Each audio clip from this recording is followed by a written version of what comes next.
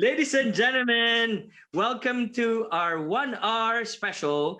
We will be talking to International Film Festival Manhattan Autumn 2021 judges, filmmakers, and participants, and maybe you'll see some IFFM officers. I'm Luis Pedron, Festival Director and Programmer of the International Film Festival Manhattan. I'm so happy to be back here on PHLV for a 1 hour special for our film festival. Let's start with Sir Tassos Rogopoulos. He's Greek American, of course, but he lives in New York City and is one of the jury members of the International Film Festival Manhattan. Sir Tassos, would you mind introducing yourself to everyone here? Maybe a 30 seconds intro of who you are. Sure. Thank you, Sir Luis, for the honor. I'm a judge this year, and I was a judge last year as well. It's always wonderful to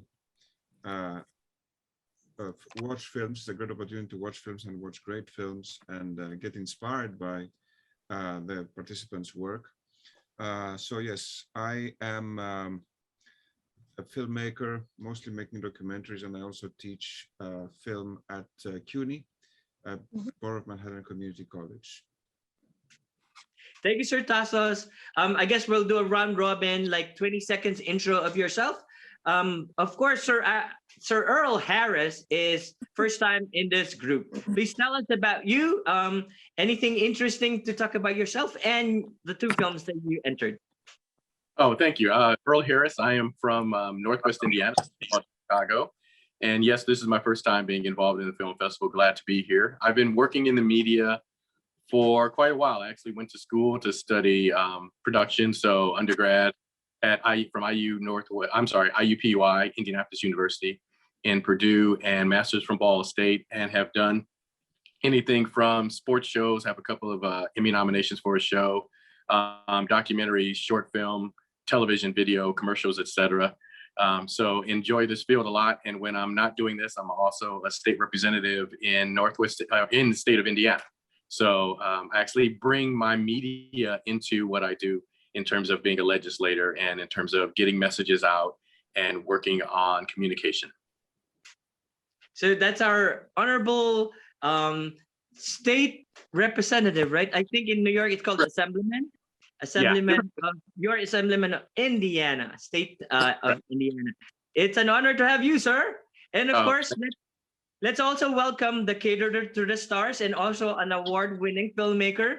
He catered our event yesterday, but he also, I think you have a new saying now, Sir Al Davis. Thank you, Luis. Hi, everyone. My tagline, I think it's, I'm not just a caterer, but also a filmmaker. So, so I'm glad everyone actually enjoyed the food yesterday. And to tell you honestly, that was my first time catering and doing it at IFFM. It's an opportunity and a pleasure. But this is my 3rd short film at IFFM. I started 2019. That was the first time I won a trip ticket, the round trip ticket to the Philippines, but up to now still haven't used it because of the pandemic. So I'm still looking forward to that. And after 2019, I started making short films. I traveled in Cambodia to do a short film. And now this one, Devil Canyon, it was a fun time going to Montana and Wyoming. And I thought of a story while driving in Wyoming all the way to Devil Canyon. That's where I get the title from. And you know, you can just create stories in your mind and you can make it real by making it a short film. So I'd like to thank Luis Pedron, of course, for the opportunity. Thank you, Sir Al Davis. Maybe a few words from one of our officers, Susan who lives in San Diego. A few words, please. Hi, everybody. I'm glad that you guys could join us this year for IFFM Fall, Autumn. Yeah, I'm looking forward to get to know you guys and seeing the films. And yeah, and that's it. Thank you, Miss Susan Hu from San Diego, California. And of course, from New Jersey, one of our officers, Diana Lopez. Oh, hi, Luis. Hi, everybody. Woo! So excited for this year's virtual and live event. After a tough year of 2020, I'm so glad we're going to be able to do some live events and get to see everybody, all our special filmmakers in person live. And I'm just so excited to see the upcoming films from these amazing filmmakers from all over the world. So Yay, go FFM. Thank you, Diana. Who's Mhm. Maureen? Maureen. But anyways, I'll talk to you later, Maureen. Let's talk to Sir Alan Filateo from the Philippines. He is from General Santos, down south Mindanao, Philippines. Hello, good morning. Yeah, I'm Alan Filoteo from General Santos City, Philippines. I'm the filmmaker of Enidoro. It's a short documentary about our coastal protection and conservation here in Soxargen. Hi, good morning.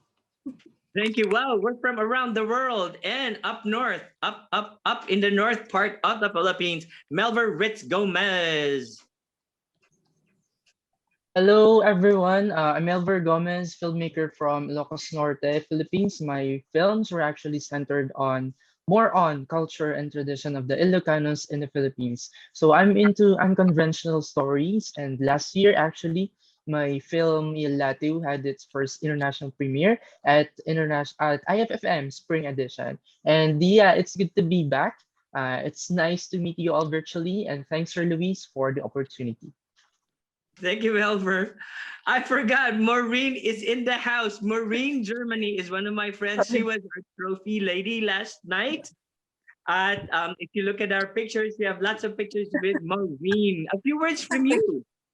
Thank you. Thank you, everybody, and good evening. I want to thank you for the opportunity, and it's the same. It was my first time as well. It was a great experience. I met Mr. Luis Pedron 8 years ago at the pageant. He was one of the judges, and it was, again, memorable experience every time. He's in charge. So thank you, and it was great meeting everyone.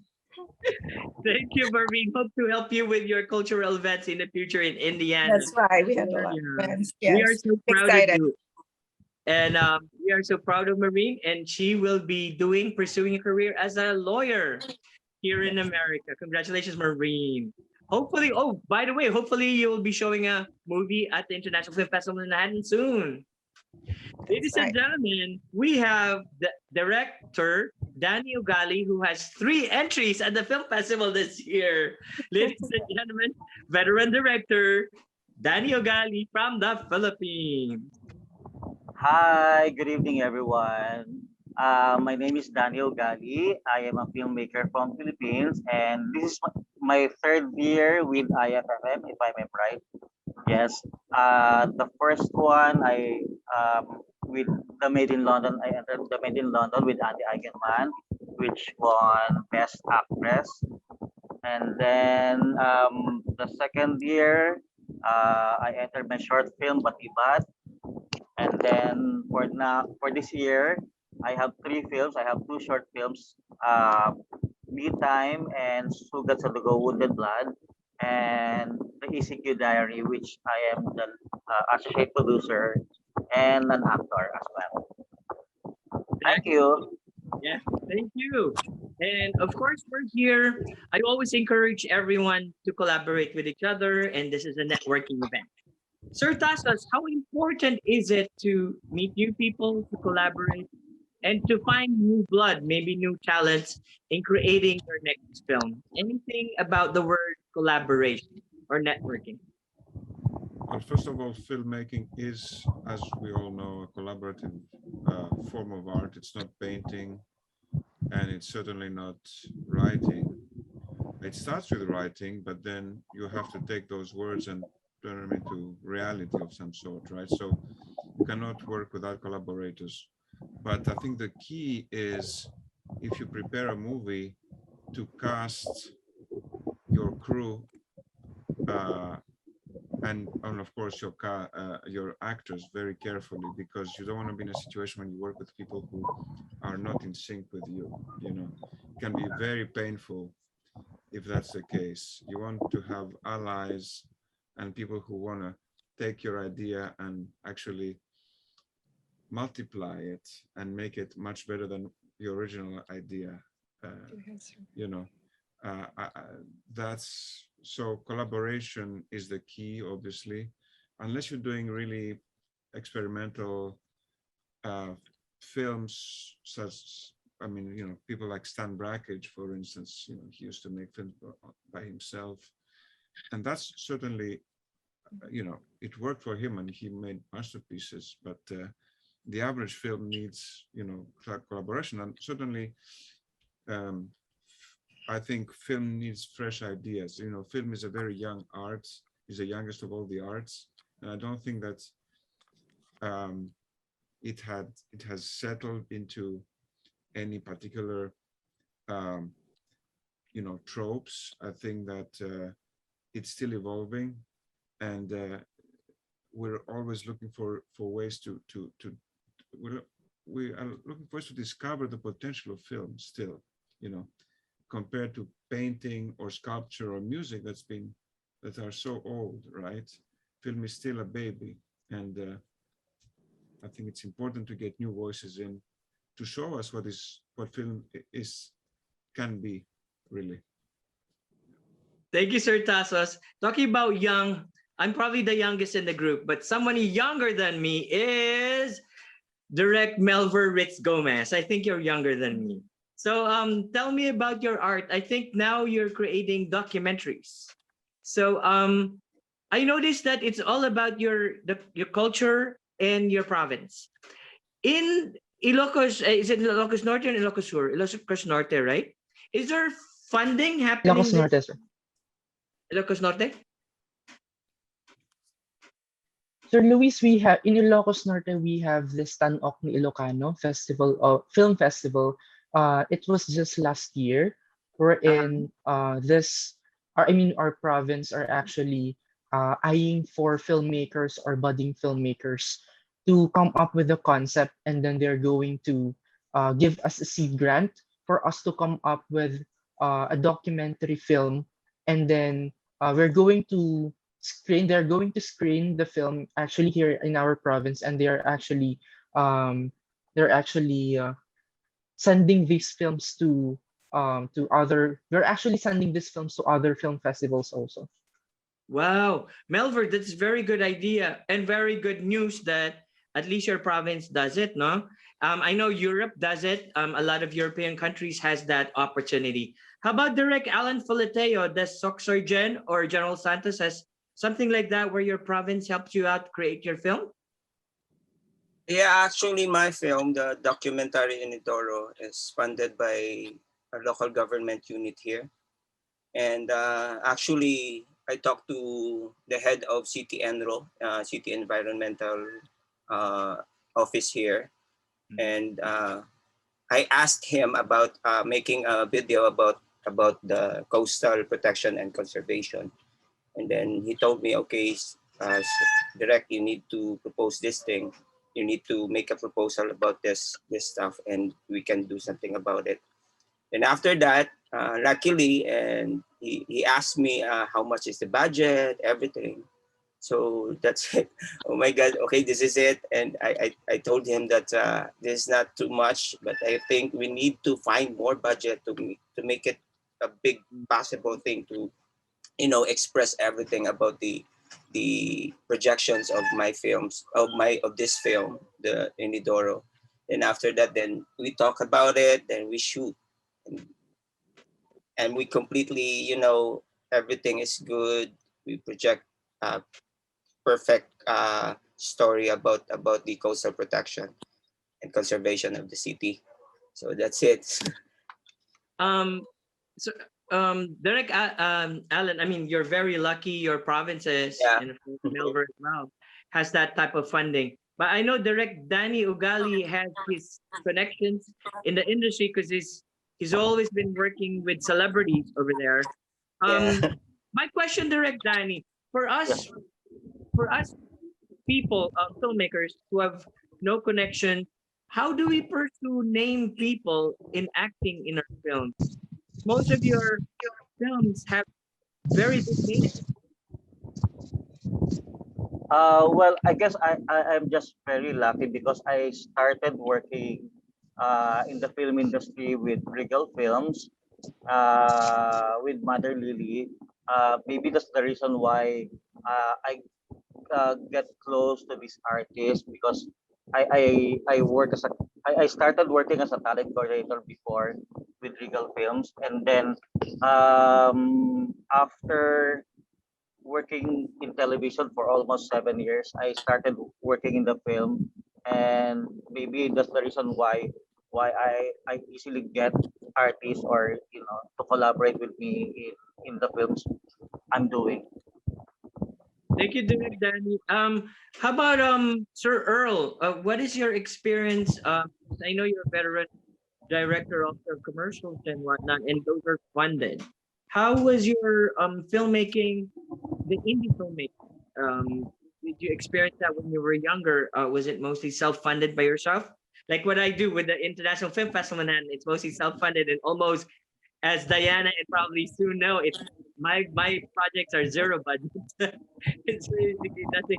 But yeah, can you talk about indie filmmaking, like a short idea about indie kind of filmmaking? Yeah, there's different paths you go. There's self-funding if you can get people to fund and support your project. You do that. If I can kind of bring in my legislative side, one of the things we've been talking about the last few years when we're in session is some sort of a tax credit for people to do more filmmaking in the state of Indiana. There are states like our neighbor Illinois has it, and there's other states where you get different tax incentives, tax breaks, etc., to really try to expand what's going on in the state of Indiana and bring more people in. I mean, when you look at the state of Indiana, it's really not that expensive compared to other locations.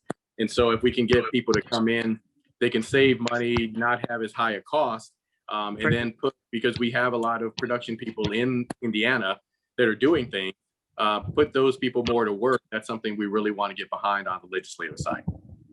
Yeah, we definitely want to hear about that as well. Because as Al Davis was talking about, now he doesn't only do things here in New York, he goes places and do location shooting. Is this Sir Emmanuel De La Cruz? So anyways, if he comes on soon, we're gonna talk to him. I have a question for Maureen. So I know you're gonna do cultural events eventually in the future. Now we have a nice idea for you if Yes. any legislature can Correct. find funding for young high school students or college students. Yes, I would like to add something. Yes, ma'am. Yes, yes, I'd like to add something to what Representative Earl Harris said. I believe one of his work was funded through a grant. He was granted before for the show that he was able to create, which was shown on PBS. So I don't know, he can discuss about that, but I believe that's one of the options too. Yeah.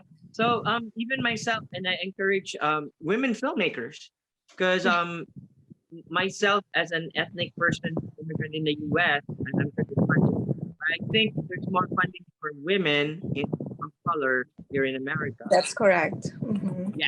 So definitely we should like do that and encourage other Asian and Latino filmmakers to do so and submit to the International Film Festival in Manhattan. Anyone else? How about Sir Al Davis? Are you self-funded? Are you funded by your relatives or funded by New York City? Anything about independent filmmaking that you can talk about? Yes, it's all actually self-funded, but when I finished my short film, there were some people that supported me financially so that I could send it to a different film festival. Just like when I went to Buffalo, New York twice, I was there twice and won some awards, and also to Montana. So during this COVID season, I was able to actually travel, but most of it's actually self-funded. But I have some connections in mind that maybe I could try them to actually give a financial support for the next movie that I would make. Amen to that. So any words of encouragement to these filmmakers about, because you live in California, there's a lot of movie shoots out there. Mm-hmm. Talk about, encouraging them to create more films and submit to the film festival. Oh yeah, so like any chance you get, like now that we all have like, our cell phone and they're a high quality camera.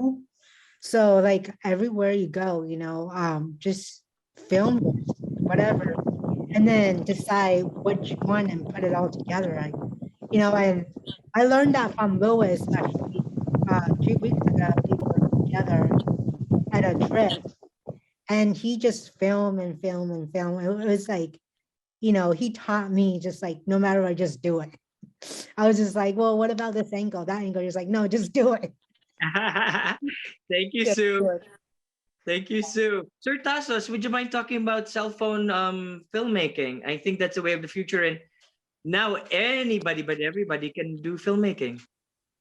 Yeah, it's great. It's wonderful. I mean, we've had, as you know, we've had features shot on cell phones, that award-winning movies such as Tangerine, for instance. It really democratizes the whole process. It's amazing.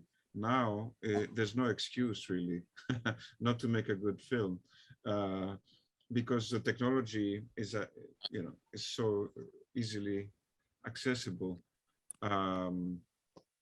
Now it's all going to be about the scripts really, and good casting, and what I was saying earlier, choosing your collaborators carefully, because even though you're filming with your cell phone, you still need a few people in your crew, you know.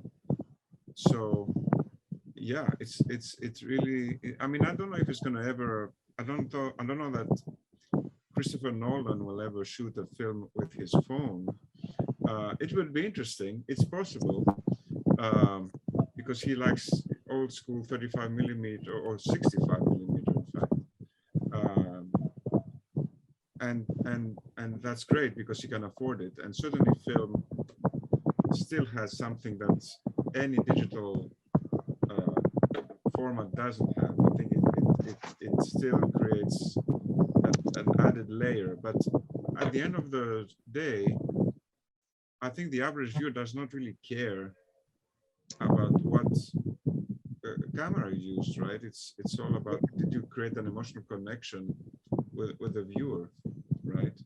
But now you have the tools. When I was starting out, if you wanted quality, you had to shoot on film, and you know it was expensive because you needed to buy film, and then you had to pay not only for the film but also to develop the film and transfer it. So now you film something and you can release it in minutes, technically. Exactly. Like on YouTube Shorts.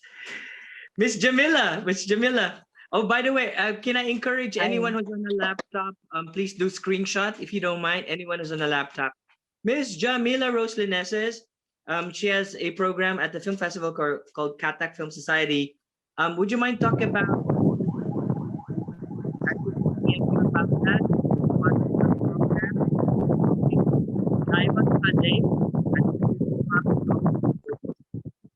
Just tell them about what Katak is, you know, in less than 1 minute, please. Okay, so hi everyone. I'm sorry for being late to this meeting.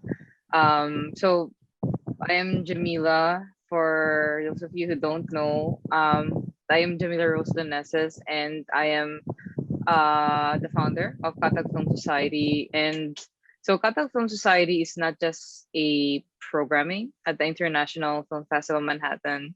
We are also a pioneering organization that is dedicated to showcasing works of Himalayan filmmakers like Tibetan, Nepali, Bhutanese, some parts of India like Ladakhi filmmakers and artists to a global audience. And our programming will be on October 17. That will be from 5:15 to 7 p.m. It will be composed of 9 to 10 short films, a mixture of Tibetan and Bhutanese films. So in summary, that is what Katak Film Society is about. We are going on our season 3, and I'm very grateful to Luis Pedron and IFFM for giving us the opportunity to have a platform to showcase all their works. Thank you.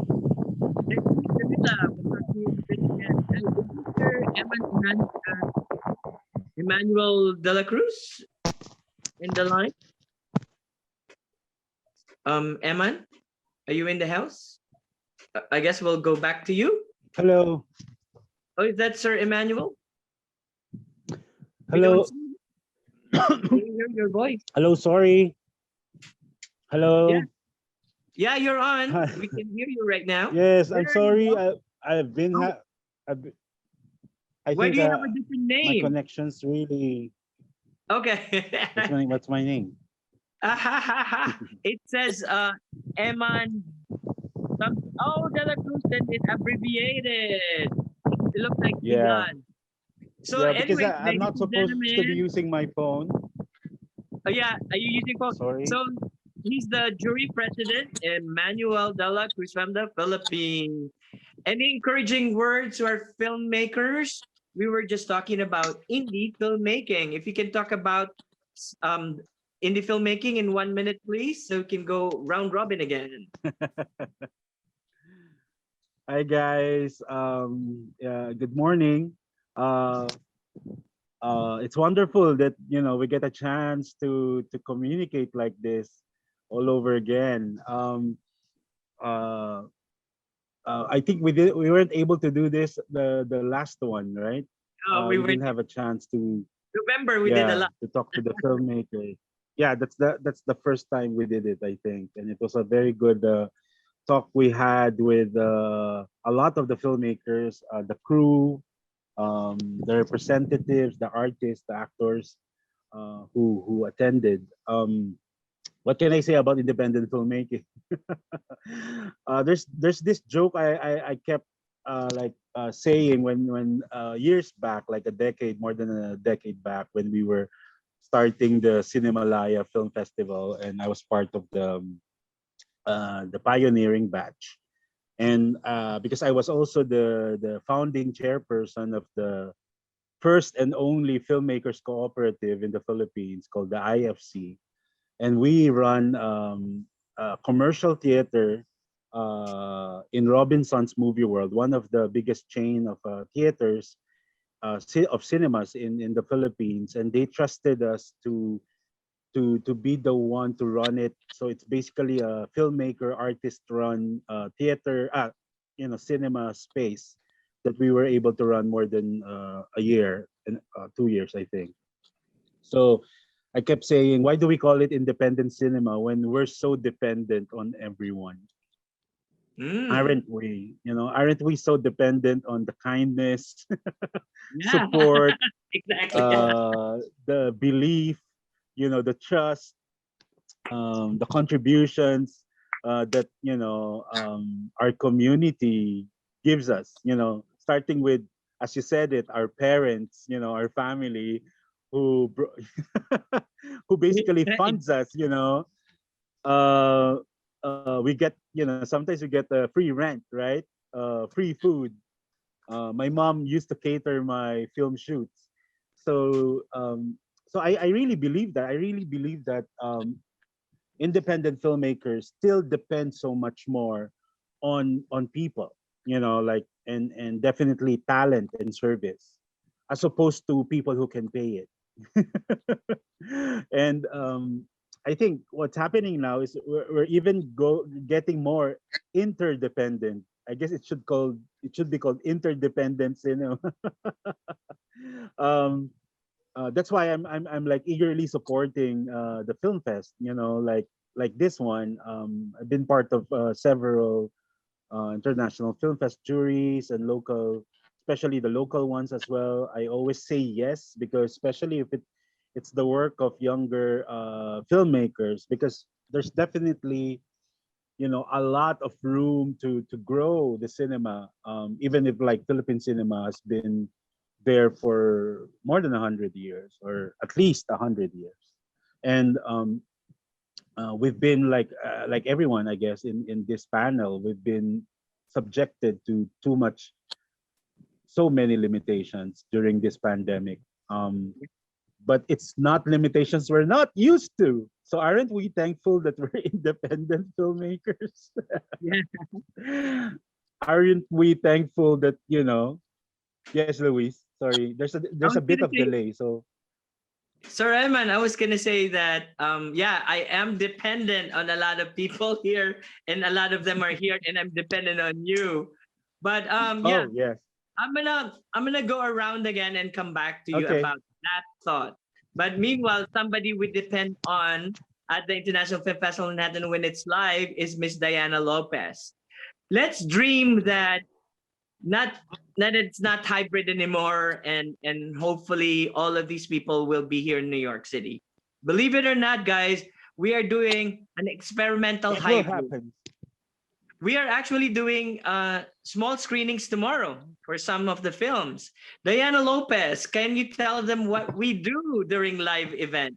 Oh, And yes. It's she's the one so, who handles and manages the audience. Diana yes, Lopez. yes. It's so exciting to be at the live events of the screenings.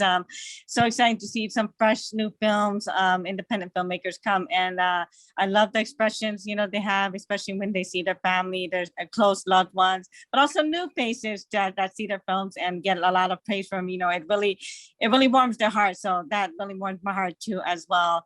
And it's just a great fun, you know, at the end, we do a big party Q&A with Luis Pedron, the main, one of the main My stars favorite, of the putting on Q&A.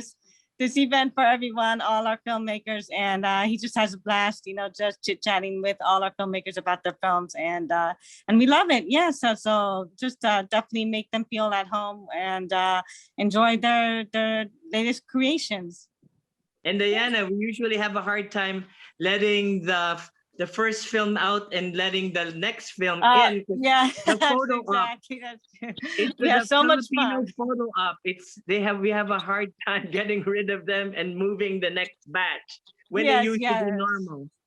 Yes, that's exciting. Yes, as exciting as the filmmakers are at the end, they love those photos up, and it is a little challenge to get them like, yes, we love you guys, but we have to get ready for the next screen. So I help manage that, but it's all good. It's all good. You know, they definitely completely understand it. Tell them about that there's a club or a bar that Producers Club have. Oh, yes. There's a wonderful little bar right downstairs in the Producers Club back that all the filmmakers go to at the end and just network with everybody else in the films and just enjoy a nice cocktail, nice drink on the house. And yeah, so it's all fun. And $5 drinks, very cheap. And $5 drinks, yes. So we're so excited about having you guys next year. This batch actually has a lot of people who come back and forth, but a lot of you we haven't seen here in New York. How about Sir Danny? Do you have any films to be submitted in 2022? Any inkling of future projects that we'll hear about from you? Direct Danny Ogali from the Philippines. Yes. Hopefully, yes. This is one of my favorite festivals, so definitely, yes. I'm still going to enter. And hopefully you can fly here. We have a lot of items and projects to do next year, and most of them hopefully will be live. Let's see. But they say most probably the online aspect of it will be there for a couple more years. So definitely we'll still do online, but we'll experiment this hybrid thing. This year, I really experimented in creating a hybrid. It's so hard, people get confused with it. But anyways, how about Direct Melver? I know you have a lot of projects in the pipeline. Any projects that you can talk about?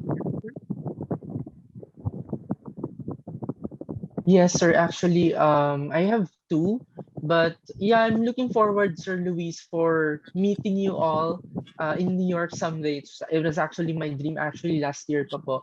But yeah, I'm going to submit again and again as long as there's this actually film projects of mine in our very small aspiring production film in our province, Sir Luis. Thank you, Melver.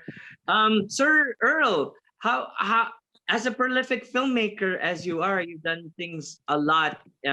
I guess can we hear like some words of wisdom to this young gentleman out here in creating more and maybe even getting paid to create or film for other people? Well, definitely I would say create, tell stories. I'm a big believer in this medium, no matter what if it's a short piece or a long piece, it's all about telling stories. And so that's big for me, is continue to tell stories, stories you made up, stories that are real, that are happening, whatever it is. One of the other things when you talk about the funding part, one of the great things is we live in a time, and this has kind of already been discussed, but we live in a time where technology is definitely our friend. editing rooms used to cost $100,000, and cameras and were 100,000. As someone was mentioned earlier about film, where now you can use your iPhone and shoot something, and you already have your phone anyway, so you don't have to worry about that cost. So there's a lot of great things to be done with technology to be taken advantage of, and really just think about how you can tell the story. Someone said earlier about how they were with someone and all they did was shoot, shoot, shoot. Do that. You never know what you're going to capture and how you can put those things together. So that's my suggestion, is just keep working on your craft, keep pushing it, and you know what? People will notice and people will be drawn to you. Thank you, Sir Earl. Sir Tassos, would you mind talking about, because we have a discovery in the film festival, a movie called Happy. Hopefully, I'll PM me, so I'll direct you to how you're gonna watch the film Happy. How is the filmmaking in Greece? Because believe it or not, years and years ago, I also had a winner in the film festival. The title was also Happy. So one question is, are people happy in Greece? And two, your filmmaking in Greece is really good. Tell me about how they are there in the indie world in Greece. Oh, well, on one hand, I'm trying to follow what's going on, but I don't live there. Although lately I've been going there every 2 years. But what I'm trying to say is that I don't live there, so I'm missing many of the films that come out. We have a few filmmakers who have actually made a name for themselves internationally. The most prominent one currently, his name is Jorgos Lanthimos, who you may have heard of, and probably you may have seen his films too. His film The Favorite was nominated for a bunch of Academy Awards, and I think won something a couple of years ago. He also made the movie Dogtooth, Killing of a Sacred Deer, Alps. Anyway, these are movies that, I don't know if you've seen any of his work, but I mean, he's born and raised in Greece, but unfortunately, in order to make the big movies that I just mentioned, well, he did make a couple of those in Greece, but now he's he's based in England, and his films are no longer Greek films, but he's a Greek filmmaker. So Lanthimos is kind of an exception. There's a lot of talent in Greece from what I've seen, and the thing is,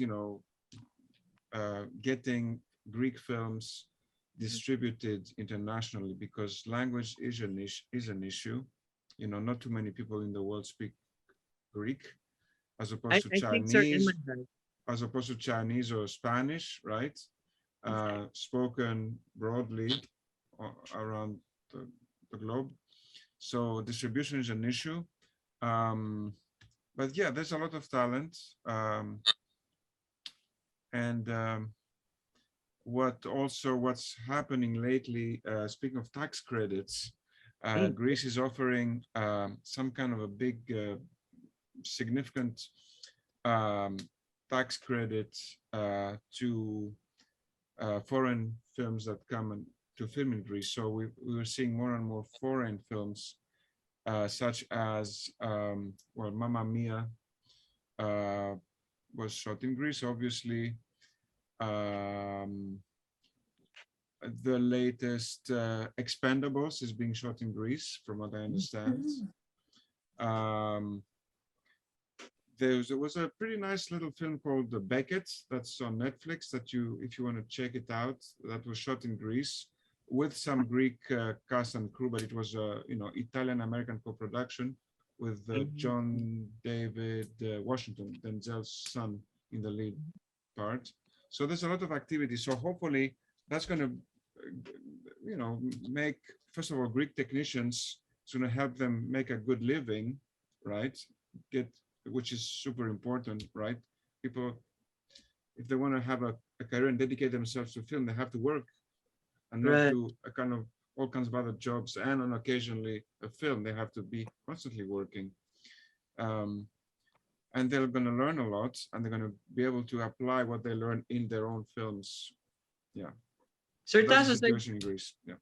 so Tassos, in other film festivals, I see a lot of that, especially in pavilions. Even at Cannes, they do have pavilions of different countries, and they encourage the talk about the tax incentives and why you should collaborate with them. Sir Emmanuel, um, an interesting involvement of yours is MavX, and a lot of them. Oh, is he here? Sir Emmanuel de la Cruz, are you here? I'm not sure if his connection is on. We'll ask him that question again later. So, Mr. Al Davis.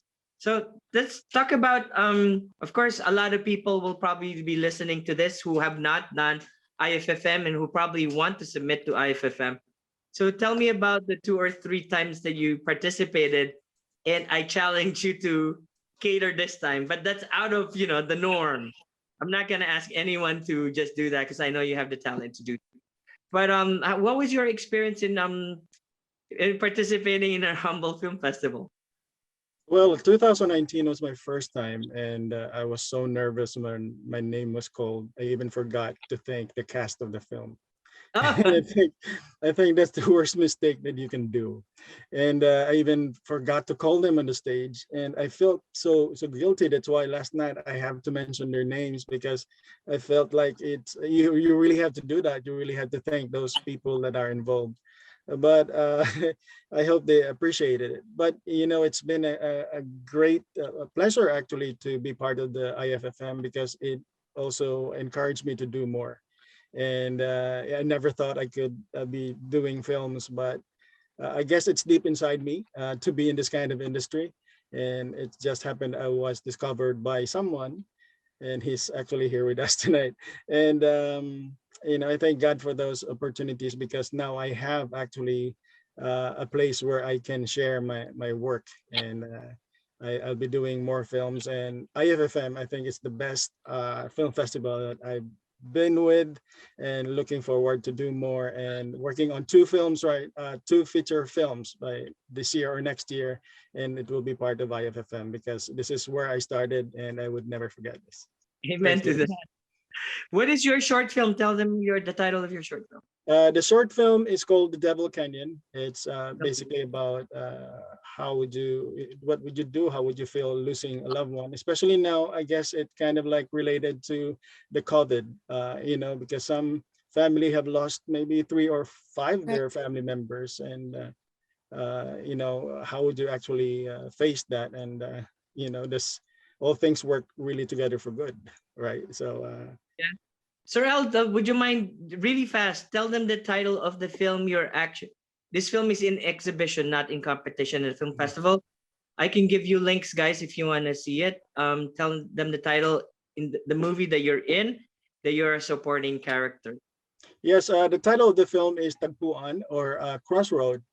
This was actually included to a lot of film festival worldwide. It's by Life Achievement Awardee, director Mac Alejandre. So this will be shown, I think, on Saturday at 9 o'clock, 9 p.m. at the Producers Club. I'm very excited, and it's a pleasure to also work with Luis. Luis was also the production manager of this film, and really excited to be part of this. And some parts of the film was actually filmed inside my apartment.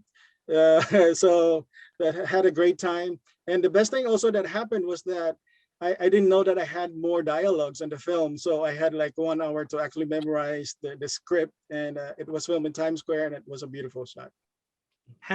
Thank you. Direct Danny, you're one of the veterans here. What is your style of directing? Do you make them improv? Are you strict with them doing the script? Because I was discussing with some filmmakers, I think Direct Al Davis. In your case, how strict are you with the script? Do you allow them to do improv? Well, I guess I'm not really that strict as what they say. For as long as like for example, I do that. Encourage them to memorize the lines. You know, a month ago or a week ago, because uh, usually it happens. by the time they already forget the lines. So I guess for as long as the content is there, Mhm. I don't mind, You're and okay I'm with not that? really that strict. Yeah. How about short answer to this? You work with very known actors and very new actors. What's the difference in directing the two types of actors? Well, definitely for the professionals or the senior actors, they are very professional. They come to set prepared, and you don't need to discuss anything with them. Not unlike with the newcomers, of course, you have to teach them on how to be a good actor. Thank you, Direct Danny. Thank you. Curtasos, the two documentaries are here. The Inodoro, remember the one in General Santos, the surfer too? Yes. And of course, the Weaving or Panaglaga are here. Are they still here? Direct Alan, Sir Tasso saw your film. Do you have any? And do you have any? They could, if you were to ask an industry person, here is an industry person. Sir Tasso is a professor, done judging and stuff. Maybe you can reverse and ask him a question about filmmaking, documentary filmmaking, or whatnot. If you have one question to an industry person, what would that be for Sir Tasso? Direct Alan. Ask him for advice or whatever. Yeah, I just want to know about more on research or how to come up with the perfect idea, especially when you need to set the goal about your story, about the story of your documentary. What is the perfect questions for such a good story for your film? Well, yes. Well, that's it's very difficult to give you a specific answer, but I can tell you first of all. I think once we choose, if we embark on this big adventure that is, the making of a film, I think we should first of all feel passionate about it. In other words, we shouldn't do films because we think this is what others will want to see.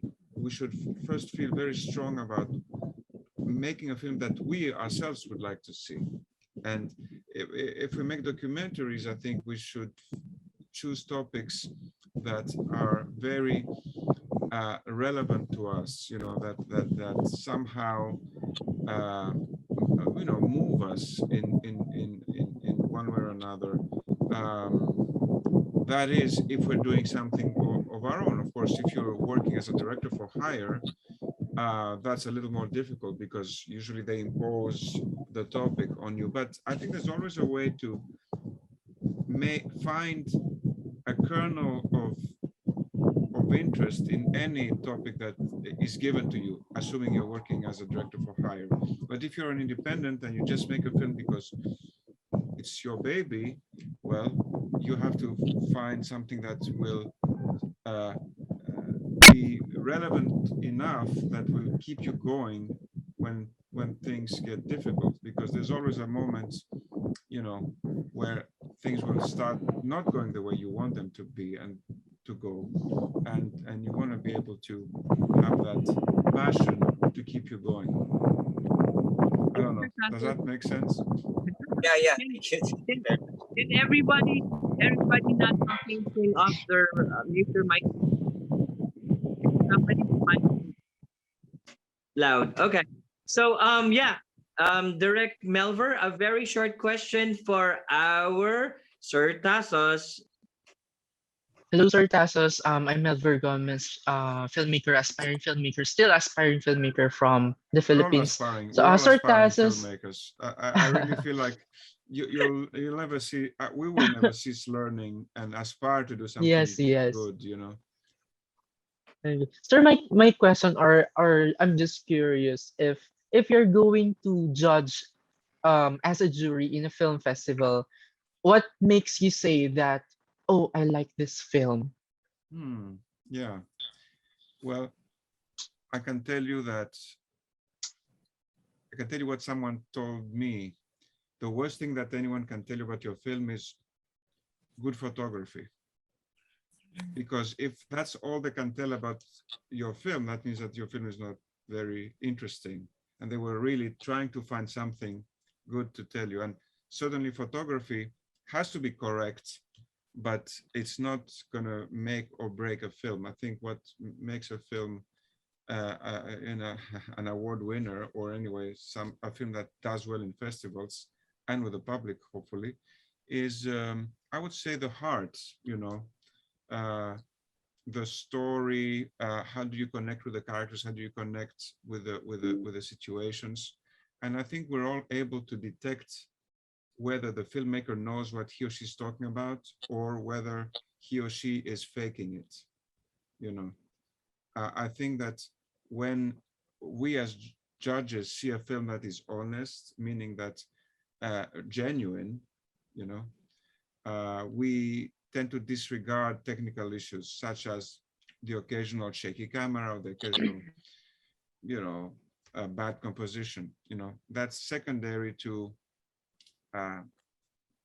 the feeling that this filmmaker knows the topic well and is expressing it well. Thank you, Sir Tassos. Is Sir Emmanuel back in the house? Oh, he's not back in the house yet. Miss Jamila, so tell me about. Yeah, I'm here. Oh, he's back. I was gonna ask you about Mavtech. There's a lot of these are all available worldwide, especially here in America. Mavx movies are done abroad. Because I know that's very challenging, and you go to like locations that are hard to shoot in, and you're involved in that, right? With Mavx production. Yes, Luis. Yeah. Yes. Yeah. The reason why I'm Most of the saying that is, productions of Mavx. Yeah. yeah, the reason why I'm asking you that Yes. is that we in America can watch it. So can you actually talk about the challenges of this is a budgeted film. Obviously, that's another side of filmmaking. Budgeted film, doing location that is so hard to shoot in. And of course, I think you shot 1 or 2 films during the pandemic. Would you mind talking about the challenges of, even though it's budgeted, it's still hard. It has its limitations. Mavx Productions, can you talk about 1 or 2 films that you were involved in Mavx that you can watch on Netflix? Yeah. The beginnings of Mavx is that the producer Lucky Blanco produced and originated the idea for Kita Kita. Kita Kita is a film in 2016. When was it shown? Around that time, 2017, 2016. Is it 2018? It was partly shot in Japan, in Sapporo, and the idea was to bring together a known actor, but he's not known for leading man roles, and he's not known in the genre of romantic comedies, which is very prevalent in the country, in the Philippines. So that's one of the most bankable genres. But it's mostly portrayed by good-looking, really like old-fashioned good-looking actors, like pretty boys and and leading ladies. So the idea there was to gamble on this comedian, and who was not really typically handsome, and also this serious actress who can also do comedies. So the project was shot on a budget, not really small, but for a Philippine budget, it was like a regular budget. It's around 20 million pesos. But it made around 330 million back through independent distribution. It was backed by Viva Films, which distributed it. It was first offered to the leading movie company, which is Star Cinema, but in a way they didn't know that it's gonna make it. So it was like really a big gamble, but it paid off. So what happened is the producer felt like that was really a winning formula to get actors out of their comfort zones and bring them to locales, especially outside the Philippines, so that they're more like focused on the projects. Because once you get an actor in the Philippines, usually they have a local series, a soap opera, TV soap opera running alongside all their schedules, all their like hosting, advertising projects. So you really don't get to transform them. So if they have like long hair on the or mustache in their soap, you cannot change that because they will have to go back to their bread and butter. Basically, that's their primary bread and butter. So this was before the pandemic. But what happened was this formula that Mavex was doing became very useful during the pandemic, because would you believe we shot a film in Bicol during the pandemic, and it was harder to shoot in Bicol than to shoot in Denmark. So although like Filipinos, they're not used to cold weather, but they have to brave the, like when we shot Nook in Greenland, it's like that was like extreme weather situation for all the crew. But in a way, Filipinos, they get to really huddle together, and they really get to their best efforts and their best selves comes out during crisis. So I guess that's like a positive spin to that. So So even Emma, though the yes. I was just just to add a little, um you can transform me, and I'm not usually pretty, and I'm available to shoot Anytime, in Luis. Mount Everest if you like. Yes, I'm available yes. to be your In lead Bhutan. character if you want. Let's do it. Yeah. So no, So just to say yes, yes. yeah. And finish it up with the last one, the last one I saw on Netflix, the one with Paulo Contis and with in Faro, because remember when we were Okay. judging last November, you were talking about Yeah, that yeah. far land far away or something. Yeah, that was, yeah, that was the film shot back to back with the other film, a family movie shot in Denmark. So what happens there is because we had good relations with the Danish government, it's like and the cultural affairs. So we were able to have access to these different locales. So what's great there is that one crew was able to do two films back to back. So tipid airfare, tipid, like PCR test, like testings for the COVID. So yeah, it only shows that Filipinos can find a way. They find a way independently. They're used to it, but at the same time, they don't want to sacrifice quality and also like good and humane work conditions. So Amen to that's that. possible. That's possible. I Yeah. definitely want. I definitely want that the next projects of mine here in America, that it should be a humane experience. Anyway, Sir It Eman, should um, be. it should Yes. be. 'Cause you will be shooting in America. It has to be humane. So I was, Okay. I was. But anyways, I'm still Let's do available. You that. can transform my look, and you can shoot me Of in course. Mount Everest, in Tibet, or anywhere else. I was gonna ask you a question, but anyways, a little bit more of a words of encouragement, because a lot of these people are always thinking, everyone in this group and everybody listening to us, always thinking of their next project. What are a few of the lists that you must have in indie filmmaking, and also pursuing your film to be seen more in other Mhm. film festivals besides IFFM? Okay. No, my basic tenet is that you have to believe in your project, and for you to believe in your project, you should be able to really write it out, and you should be able to pitch it, and you should be able to gather a crew around it who believes in the same vision.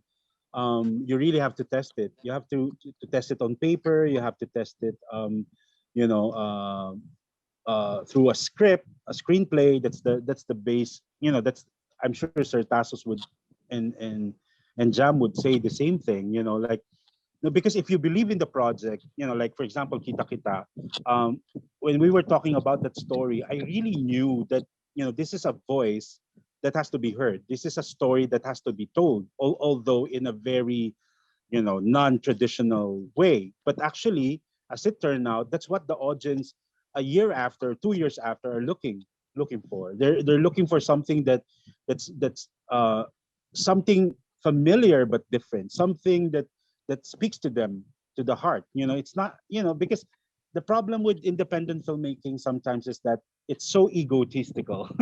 You know, it's like, I don't care if the audience doesn't get this. This is my vision. I'm a genius. You know, the problem with that is that you have very limited resources, and you have so limited audience even, you know. So I guess your first project should be something that you love, but also something that you wish was out there. You know, like as an audience yourself, you know the films that you also want to see out there. You know what's not being catered. You know, so hello, sorry. So for me, that's the idea. Get your vision on paper, have a screenplay, get a team around it, and because you might actually need more than 2 to 5 years to work on that same project sometimes, and you need that heart. You know, you need that kind of a commitment to it. And if nobody believes in it, if you don't believe in it, then nobody will believe in it. Amen to that. Maybe Miss Jam, any words of wisdom like that, like a minute or two, about what you think, you know, the checklist of what filmmaking should be, you know, on the next projects of these guys and people who are listening to us. Okay, so I was just listening to everyone's thoughts about, especially Sir Tassos and Sir Eman, and I am reminded of an incident that happened in, I think I forgot which year was it, but I had my first film screening at the Jeddah like cultural arts forum. So it was my first ever screening in my hometown, and I remember that I was, you can say I was roasted in Arabic about the quality of my film in terms of like one film that I did, it's called Historic Jeddah, and I must say that film changed everything for me, because that was the film that paved the way to my success, especially in Saudi Arabia, my filmmaking career, where it was publicized in 2 major English newspapers, and I guested on a radio show, and that is something that has never happened before in Saudi Arabia as a non-Saudi, despite being born and raised there. And I remember being scrutinized for the shakiness of the footage of my film, and a lot of people. It was during the screening itself, during the Q&A, and they were talking in Arabic, and they were saying a lot of things that it could have been done more professionally, and so and so. So that was something I remembered as the other panel was talking, and I remember that there was another girl in the audience, and she is Canadian, and she was saying that Canadian but has like Arabian roots, and she was saying that like she was thanking me for showcasing probably would have been the last UNESCO World Heritage Site of Saudi Arabia, because at that time tourism in Saudi Arabia was not a thing before, and she was saying that it, like, she really loved the rawness of what she saw in the film and the essence of it, and just really embracing it and as if she was there, and she appreciated how it was made, because it was like it was on a tour. Basically, it was not meant to be a film, but you just keep shooting and shooting, and just like what the other like other people have said, and you never know that actually will be a film, although you didn't plan on making it into a film, but somehow it was made into a film thanks to my mother, who encouraged me to do that. And no one has ever made a film about like about historic Jeddah, which is the historic district of Jeddah, like my hometown. And John, And and a woman filmmaker at that too, right? yes, and of course, filmmaking is a new thing for them, and it was so difficult during those times because probably during those times Saudi Arabia is the only country in the world that doesn't have any movie theaters. There was a lot of restrictions. I didn't have a crew, and you really need to be aware of, like, if you're filming something, because people don't want to be photographed and you can get in trouble for that. A lot of stories. But in conclusion, so as someone who is like a Filipino being born and raised in Saudi Arabia and making, like, this is before Katak Film Society came into the picture. My advice to filmmakers is, why am I saying this, is because like, do not be afraid to try something new. Do not try like, don't be afraid to try something that is not trendy, or you probably will think like, this is not cool, so I'm not gonna do it. But like something that really resonates with you. Like for me, like, I have lived my entire life, I was born and raised in Saudi Arabia before I migrated to the US, and I told the stories that is closest to me. It's always there, like, even though you don't know it. Sometimes you don't know, oh, what film should I write, or this is not good enough, what should I do? But if you actually be aware and like pay attention to your surroundings, you will know that the best stories actually are the closest to you. And then Katak Film Society came to the picture. So again, this is a new community that I am delving myself into, where I myself, I'm not Himalayan, I'm not Tibetan, Nepali, Bhutanese. I don't belong to any Himalayan region groups. But then along the way, as you meet people, like, you never know who you meet. Like, it doesn't have to be a filmmaker, it doesn't have to be like someone really famous, but people will inspire you every day, like every step of the way. So like, meeting Himalayan people, particularly in the like first part of 2020 or middle of 2019, I was introduced to a lot of Himalayans, particularly Tibetans, and they were actually the reasons why I wanted to tell their stories, why I founded that organization, because I felt that their stories have to be heard and they need a platform to do that. So then it's really difficult. Like, it takes a lot of patience and research to do something that you're not familiar with. But along the way, when you do a lot of research, I'm not saying everybody has to be an anthropologist, but really try to talk to people, listen to them, and take note of everything that they're saying, and just gather them. And you never know, that will actually be something that will change people's lives. And even when you ask about the Himalayas, like, people don't know, like, probably you will be familiar of Himalayan pink salt, or Mount Everest, but that's basically it. So my objective for Katak Film Society is to tell their stories, for people to be aware that, oh, so there is a country like Bhutan, there's also a country like Nepal, and all those things together. And as an Asian person, and also like Luis, we advocate for Asian films and promoting their work. So that's something, like, advice I would give to filmmakers, is that like, you try to tell stories that, even though you're not part of a certain community, you have to do a lot of like brainstorming. Don't be afraid. And you know yourself, you know what you're comfortable with, what you know what, and if you're not sure, like, for example, you're like mental block or something, you just ask. It can be a family or friend. If you can find a mentor, ask them, oh, I'm stuck at this part, can you help me? And then they will be more than glad to help you out. So just try to bring your film, your ideas to more people, and you never know, like, those people will actually help you how to complete your film. Sorry, that took a lot of time, but thank you so much. I appreciate it. And of course, mention that you live in a community where the Himalayans live also. Yes, correct. So that really helped me a lot.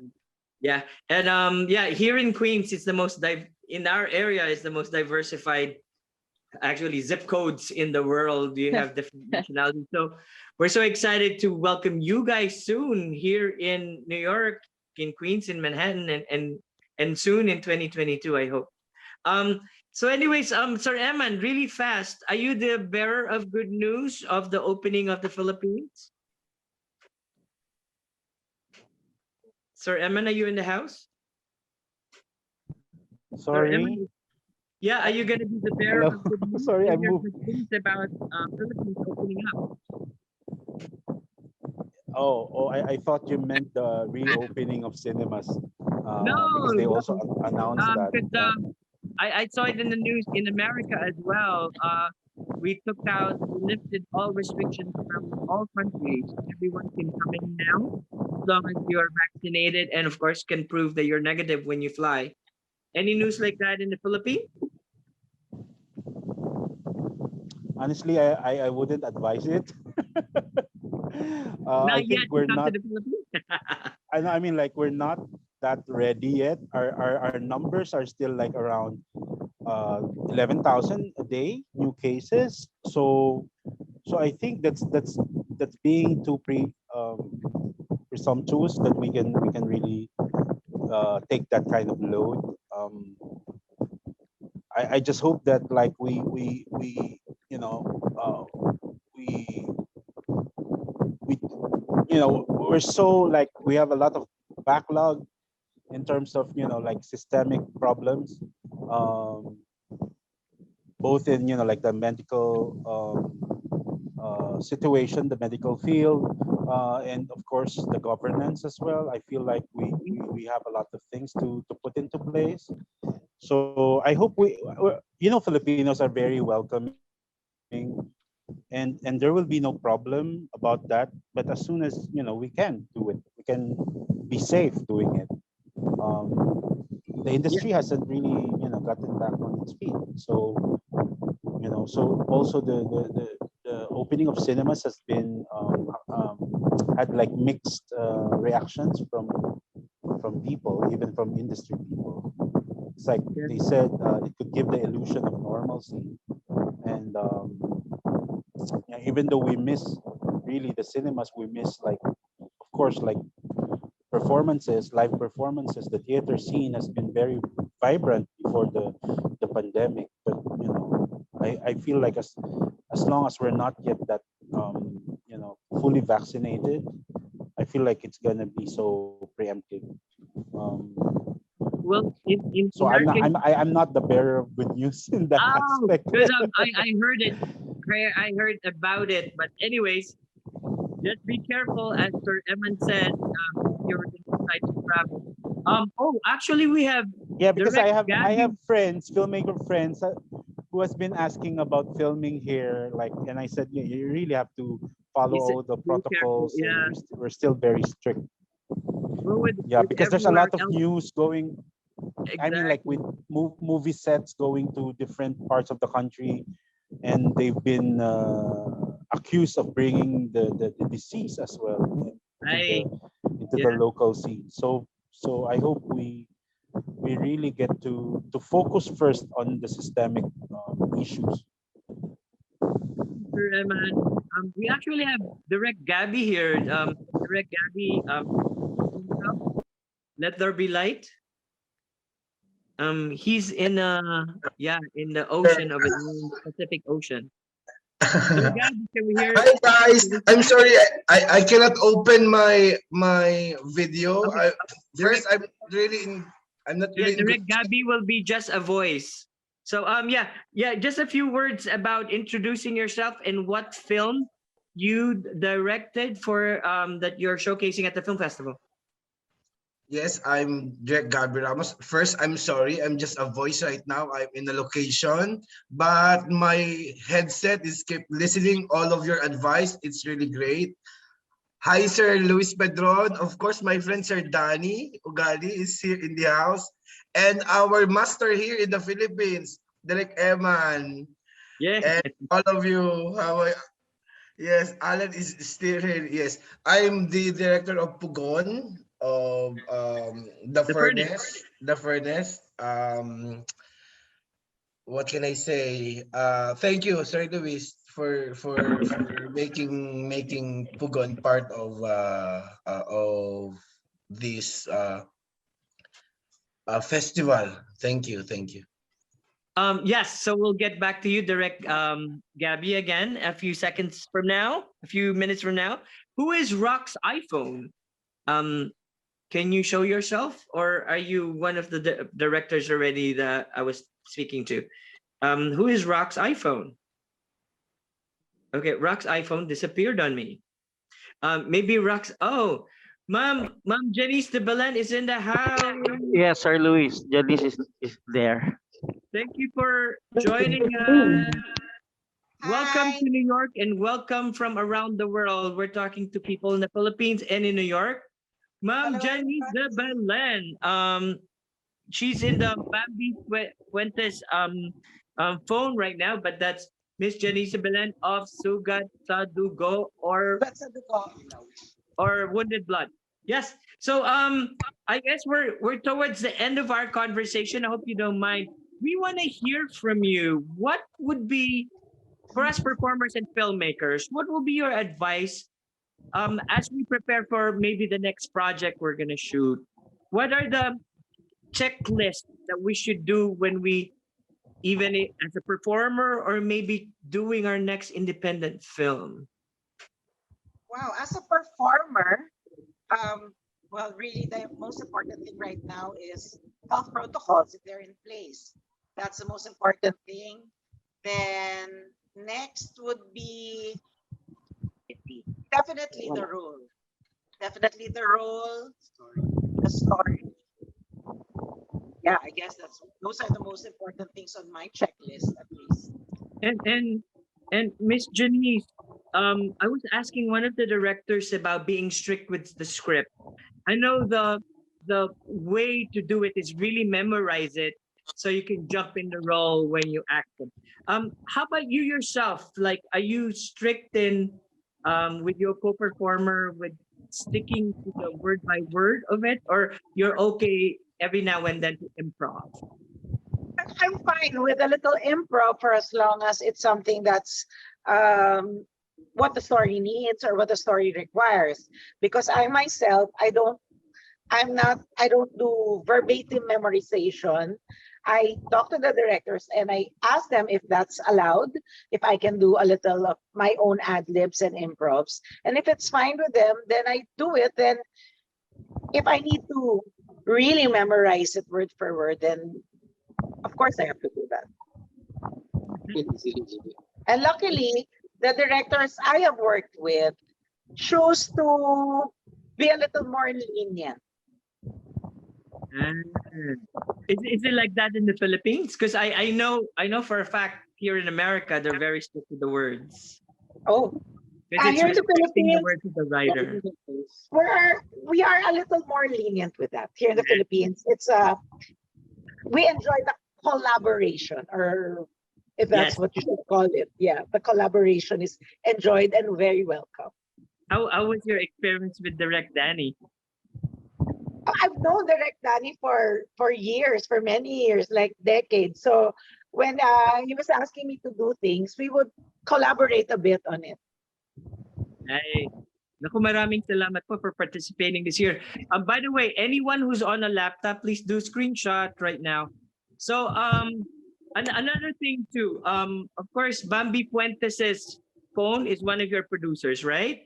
So Yes, would you mind talking about your collaboration with Direct Danny and Miss Bambi? And of course, this film was kind of shot for IFFM, sort of, and it's an original film being shown at the film festival right now. So anything about this particular project that touched your heart, that you became part of this project? Bambi is my friend, and Bambi lost her very dear friend recently to AIDS.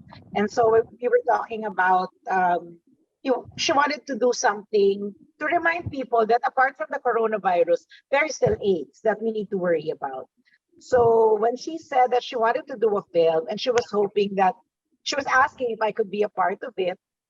And I said, yes, without batting an eyelash. I mean, these days, we need to be aware of many, many, many things. And if helping out another, even just one person, be aware of something as deadly as AIDS, then why not, diba? Oh, wow. All of those answers are usually my answer to the film festival. You said, why not? That's my answer to why do I always showcase Filipino films in the film festival? I say, why not? Why So, exactly. And we're so lucky. We're so blessed that you are here in our Q&A portion of this film festival. We are doing virtual film festival and some sort of live presentation tomorrow. We're kind of experimenting doing a hybrid presentation. But how about the audience out there? Because our audience are still Filipino, at least in the International Film Festival Manhattan.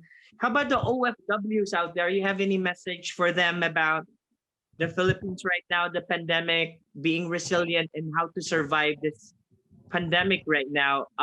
We're so lucky we're all alive, but some people aren't, and we still have to be careful about it. Any message out there to our fellow Filipinos?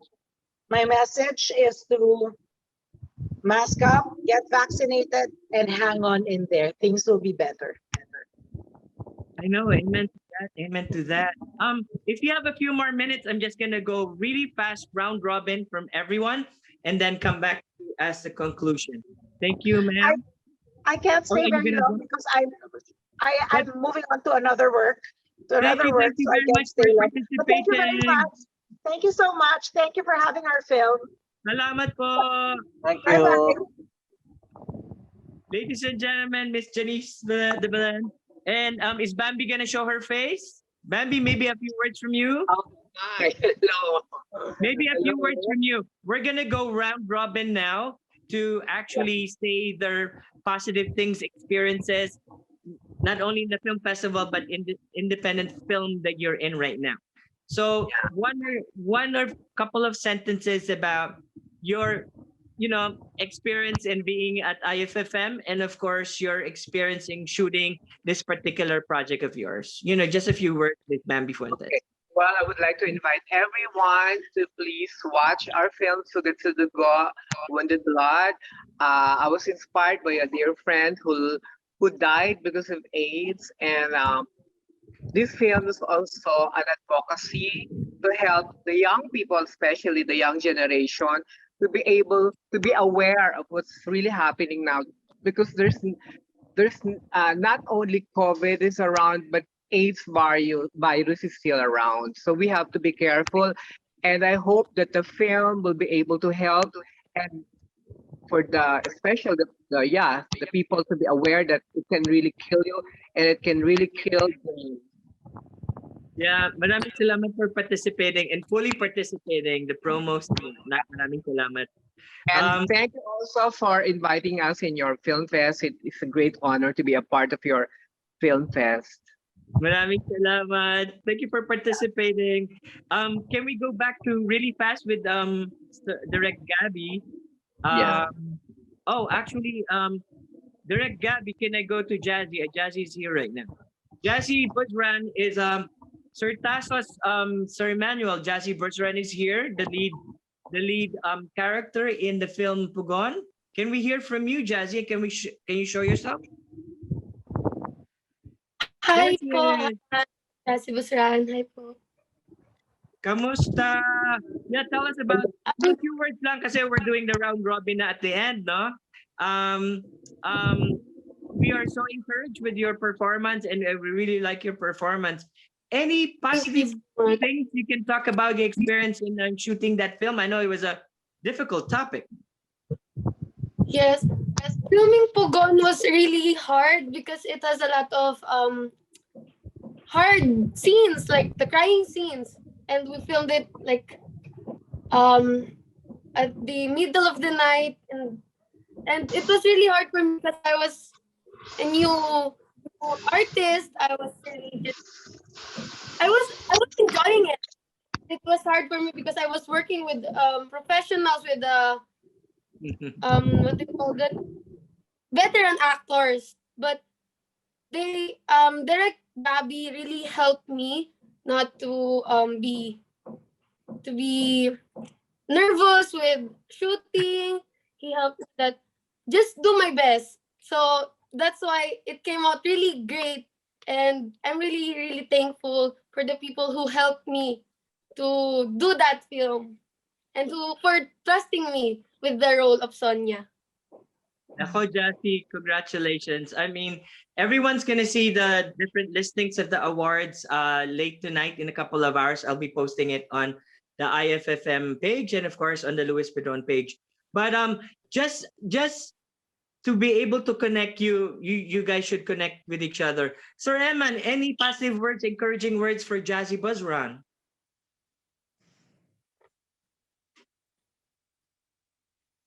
Yung mic niyo po, Sir Eman. Hello. So Any Jazzy, we positive, were encouraging words to Jazzy? yes, we were very much affected by your performance in this movie. It's quite a surprise to know that you're a first time actor in this movie. There was so much to unpack in that performance because it's a difficult role. It's a difficult. I guess you were shooting during the pandemic, so all those things. Psychologically, mentally, it's very hard to even cry. On a cue, right? But I guess what was so evident in this performance is that you were able to show how young people live. You were able to show how they felt. Being in difficult situations around people who are supposed to support them. Adult people who are supposed to be their guide, but victimizes them. So I guess it's a lot of kudos to your team, to your director who was able to elicit a very good performance from you. So congratulations for this film. I hope you're able to pat yourself on the shoulder because definitely after this film you should do a lot more and you should collaborate with fellow actors and other directors and really tackle roles that are apt for your age because you're very young. I think how old are you? Are you 16 or 17? Only 15 po. Okay, so there. So you're very young. I think because showbiz tends to like age actors and they put them in very mature roles. So we have very few really good teenage films and films about young people. So I hope you focus on that first so that we can really show what young people are capable of. So congrats again. Jassy, Jassy, be sure you guys. Is Jassy still there, or she disappeared? Yes, but yes. Yeah, she's here. Jassy, message me because I have 2 films I'm gonna send you links in very teenager type of topic. One is Israel film, but anyway, I'll show you it so you can do some research. Congratulations. A few words, Sir Tassos, to Jassy. Well, if you're still there, Sir Tassos? Yeah. Can you hear me? Yeah. So yes. I was going to say, talent never dies. So if you're talented, that's it. And Jazz is clearly talented. So I'm sure she's going to do very well. Of course, talent without hard work is nothing.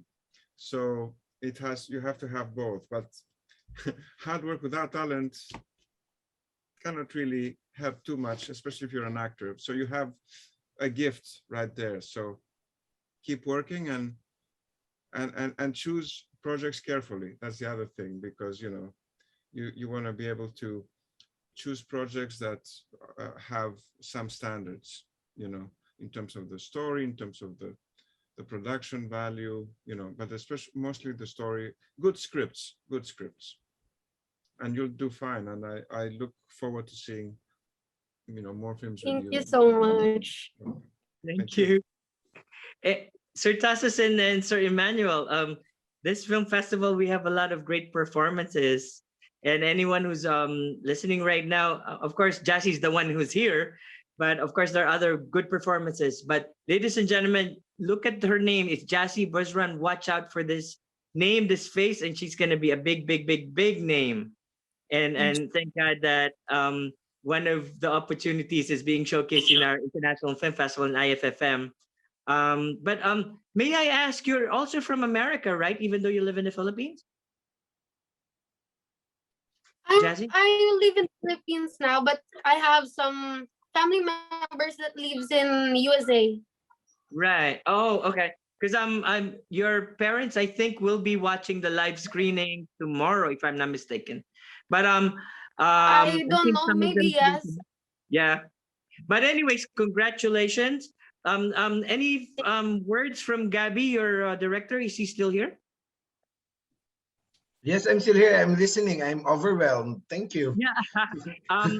Another thing too, just really short because it's gonna be almost midnight in America.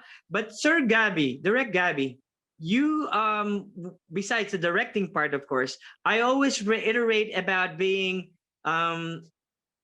actually marketing your film, because your film does not get an automatic audience unless you market it. There's social media and whatnot. Any advice to filmmakers when they're showing their films at a film festival? What are the important things you should do in marketing, in telling people that, hey, you exist and you should watch my film? Yes. Wow. Of course, every director is a messenger. That's my motivation. I'm a messenger. That's why I created the film. I put a lot of hard work in my film. So the last thing that you have to do is to let the people receive your message. But if there is no audience, that will be a big problem. So what I should do after directing it, after the final cut, look for my audience. So what is available right now is if there is no movie house, so I have to market it in social media. I have to market in Twitter, Instagram, word of mouth. That's why I would encourage all filmmakers, not just only a filmmaker. If you want a lot of people to receive your message, look for your audience. Strive hard. It's from the it's in your passion. You have the passion of delivering your message, not only making your message. That's Thank you, my direct. motivation. Thank you, direct Gabby. Just a few words from everyone before we end the show. Direct Al Davis, maybe a sentence or two to encourage everyone about their craft, their arts. Yes, if you're a new talent, make a film. Why not? If you're first time to make a film, why not? But with IFFM, it's a big yes. Thank you, Luis. I have a new commercial. We should shoot that again and create a commercial out of it. Actually, I can clip that, right? From this. Direct Melver Ritz Gomez from the Ilocos region of the Philippines. Your words of wisdom, sir. Hello, sir. Just keep on. As I was listening to all the filmmakers that are in our Zoom right now, I was actually my passion in telling a story was actually touched again. Like I want to do this thing again, and I want to document this thing again in our province. And then I want actually to submit it again to next year's IFFM, Sir Luis. And for my fellow filmmakers in that is watching right now in the Philippines, maybe just keep on making films and just keep on telling stories of these people that had no platform to tell their story. Thank you, Direct Melver. Maraming salamat. Miss Jamila, a few words of wisdom. One second. Okay, I'm unmuted. I think pretty much I have said a lot in the past, like discussions, like during this Zoom meeting. So just like even though you have, of course, everybody has their own lives and problems, but my best advice would be, if you're like in filmmaking, it also applies is that if you feel discouraged, it can be anybody. It can also be a family member or friend. Just try to remember that the reason why you started or why you started making this film, because some people, they will write something but not finish it and just put it in the like back burner. So just try to remind yourself constantly. If you feel overwhelmed about something, we're just, like we all have emotions as humans, just try to take a break and then try to remember the positive things why you started doing it, and just keep going. And the best thing is that make as many mistakes, and as you go along the way and as you make more films, you will be surprised that your craft actually becomes more better and better every time if you just try to see the series of films you've done. So make as many mistakes, do not be ashamed about it. Everyone is learning, it's a learning process, so just keep on going. Thank Thank you, you. Direk Nav. Appreciate it. How about Direct Alan Filateo from General Santos City, Philippines? Yeah, thank you, Direct Luis. I know that being a filmmaker is not that easy, and of course, it's the ultimate success of making films is to make one, of course. And I will make more films for IFFM. Thank you, Direct Luis. God bless you. Thank you. God bless you too. And next in the block actually is Jazzy. A few words from you. I know even though you're young, you can encourage us with your words. Yeah, I think what I can say is if you really love what you're doing, continue as long as you know someone is supporting you and someone is believing in you. Continue to reach for your dreams. And yeah, mistakes are part of life. And as long as you learn from your mistakes, you can be the best. Like, yeah, that's all I think I can say. And thank you. And Jazzy Bergeron, International Film Festival, I'm so proud of you. And I may say you're one of the best. So, Thank you Miss so much. Maureen, Really thank you po. appreciated. Maraming salamat. Miss Maureen in the house. Any words of Yes, wisdom? thank Even though you. you're not a filmmaker, I know you're going to be a filmmaker really, really soon because you're encouraged with the words you heard tonight. Yeah. Oh, Any thank you. words of wisdom for us to just Just be like careful so we don't get sued? Because Maureen is a lawyer. We have to be careful in whatever we do, right? That's correct. But I think I just wanted to echo what was said yesterday from the show. It's about good talents are hard to find, but not anymore.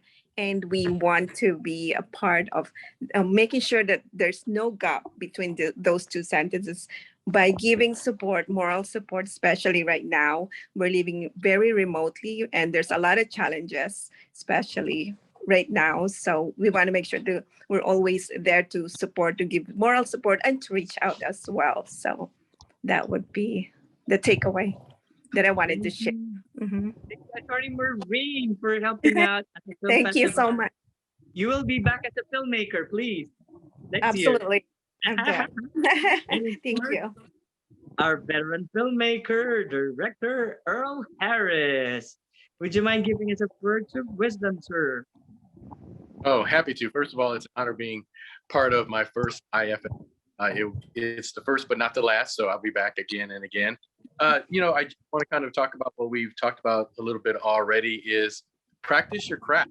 Do this any opportunity you get a chance to record something, edit it, even if everything you do doesn't end up seeing and being seen by others, still an opportunity for you to grow. Take some chances, as has been discussed here, even if you learn from that process.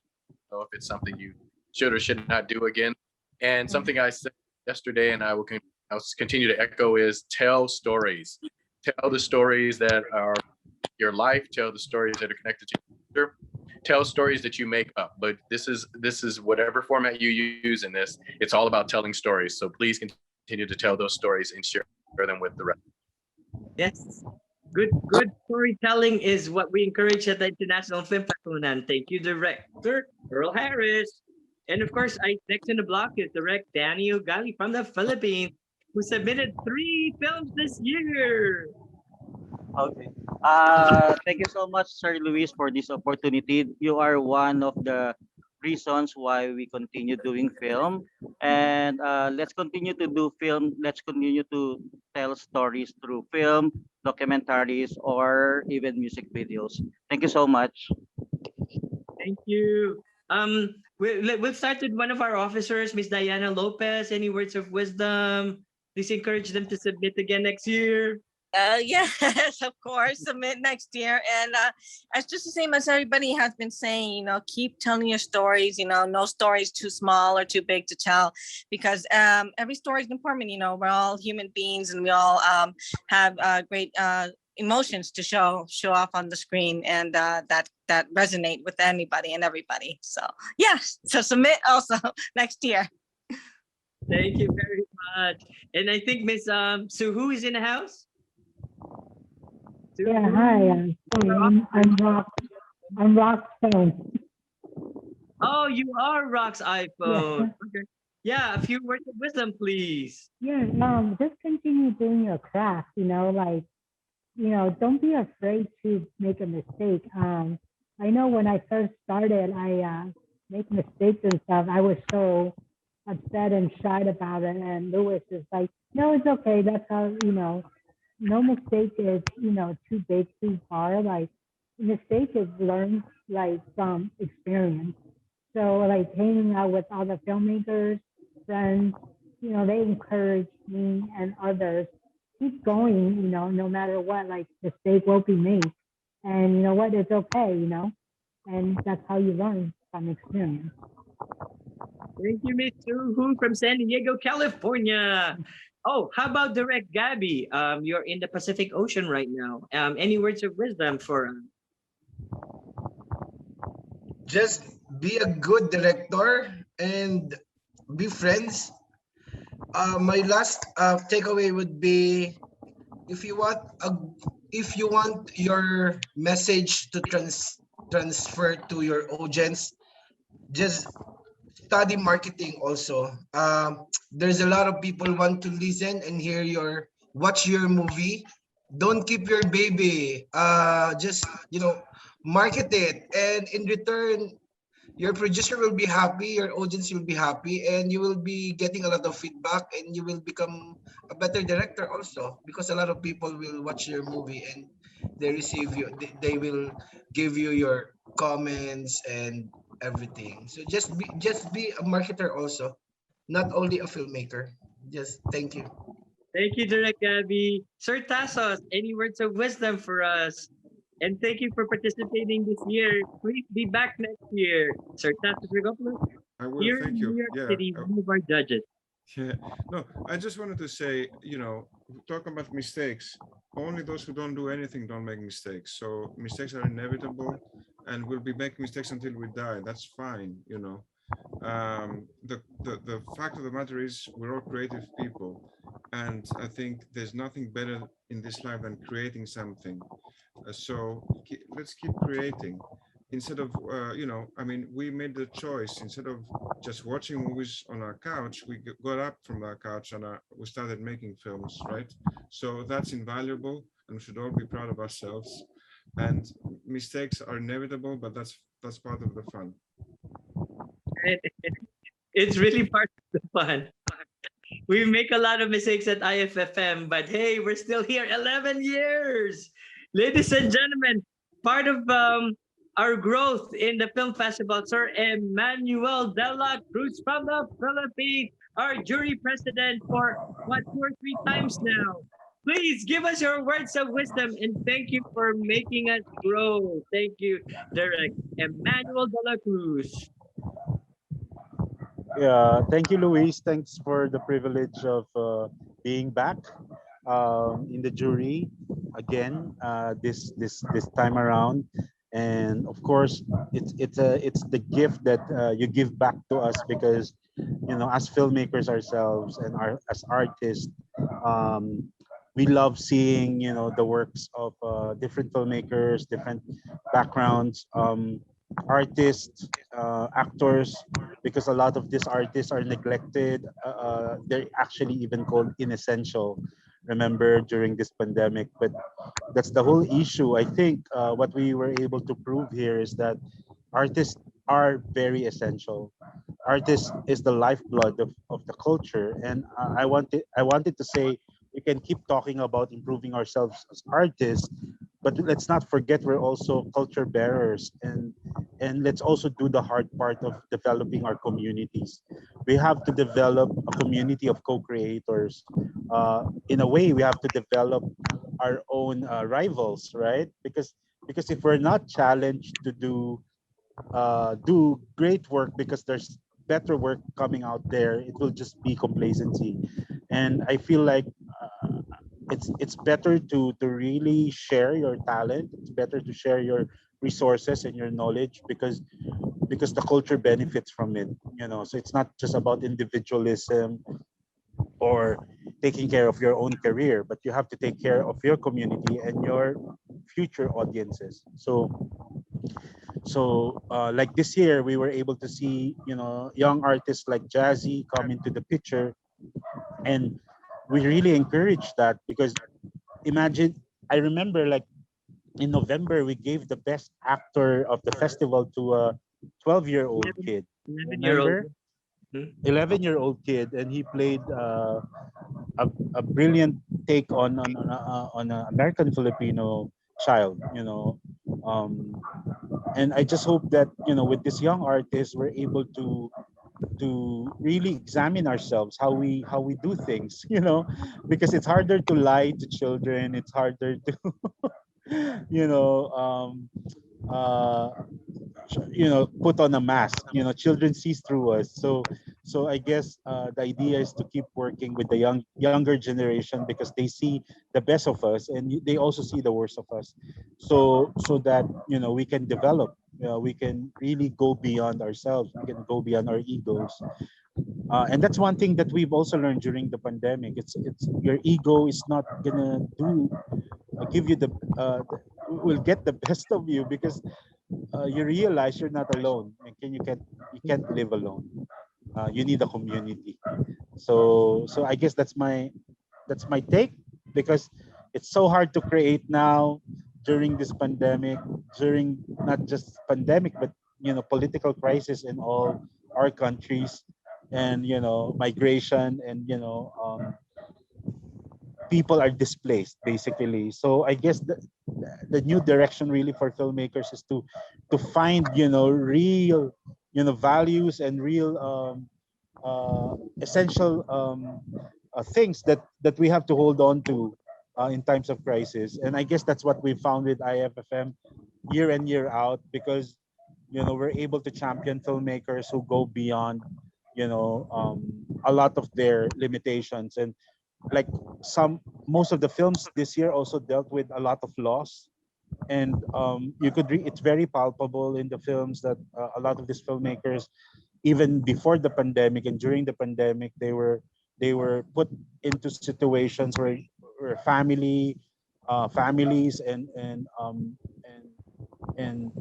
and basically basic values and culture has been subjected to so much violence, and corruption. So I guess that's where we come in as artists. So let's do it together. Thanks, Luis, for having all of us again. Thank you, Direk. Emmanuel de la Cruz. Regards to my co-jurors, Sir Tasos and Jam. Well, we'd like to do a few thank yous. Of course, I'm gonna forget. Usually, I'd like to thank, of course, we have the board of jury this year for Emmanuel de la Cruz, our jury president, and of course we have Sir Tasos Rigopoulos, who lives here in New York City. Another New York City-based filmmaker, Jamila Rose Meneses. Thank you very much. Brian Pollack, who's a veteran at the IFFM, has won several awards and has participated, I think, 5 times. Brian Pollack, thank you very much. And Direct Jack Omawan also participated at the festival several times. Thank you for being part of our jury. I also would like to thank Maureen. Maureen actually just wanted to help out, but I said like, oh, can you be the social lady this year? But hopefully she will be helping us out one way or another as a filmmaker, maybe as a legal advisor or something. Thank you very much for helping. All of you who submitted, who are honorees, who are nominees, and all who submitted, all of you in this panel tonight, and of course, the IFFM lady. I'm Kiara Garay, of course. Susan Hu from San Diego. And from New Jersey, Diana Lopez. And from Long Island, Erin Maredo came. By the way, special shout out to the Lynette family. Mommy Elena and Sir Joseph, who helped out physically at the film festival. and of course, Philippine Center, Vic, and the DCG, our Deputy Consul General of the Philippines in New York, our Montalvo, and our Consul General, Elmer Cato, for allowing us to be part to do our event last night. I would like to explain that this year is kind of experimental. We are doing an online film festival with a few screenings. We did New York-based awards night last night, and of course, a few screenings of Filipino films tomorrow at the Producers Club, and a few screenings of New York-based filmmakers. Just a few of them on Sunday at the Producers Club. Hopefully, we can do more of this next year. And hopefully, Sir Emmanuel will fly for a series of seminars for a film laboratory. Of course, it will be a paid event, but it'll be worth your while to be physically in the midst of with Sir Emmanuel. By the way, I would like to thank, I always forget to thank the audience. The audience is a vital part of us.